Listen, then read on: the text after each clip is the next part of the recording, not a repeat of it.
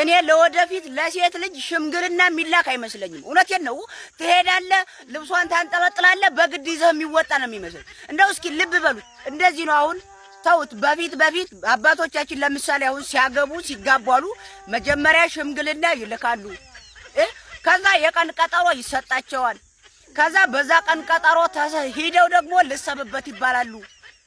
ከዛ በሶስተኛው ወይ በአራተኛው ሂደው ነው እሺ የሚባሉት። አሁንስ ሙሽራውም አብሮ ይሄድልሃን እንደዚህ በሱፍ ደቀል ብሎ አበባ ይዛል ማዘርዬ ልጆትን አቤት በታታደት አቤት ትውልድ በቃ እስከ 2000 በእኛ አቆጣጠር እስከ 2021 እና እስከ 2022 በቃ ትሄዳለህ። በፔስታል ነገር ቁጥር አድርገህ ወደ ቤትህ ትመለሳለህ። እንደዛ ነው የሚመስለው። አበላሹት። አሁን እኮ መመላለስ የለም። ትሄዳለህ ባድ ቀን ሙሽራውን ፍጥጥ ይላል። አንተ ነህ አሁን ነኝ እዝጎ ውርደት ገና እውነቴን ነው። ሴቶችዬ እንደው የወዲያ ዘመን ያለው እኔ እንጃ አያደርሰኝ። እኔ አሁን ባለሁበት እድሜ እንኳን ለማግባት ችግር የለውም አሪፍ ነው የሚሆነው። ግን የልጅ ልጆቼ ምናምን ስወልድ ምናልባት ከወለድኩ ያንን ዘመን አሰብኩት። በቃ ትሄዳለህ። የወደዳት ልጅ ከእናት አባቷ ፊት ጉትት ውጥት ነው የሚሆነው።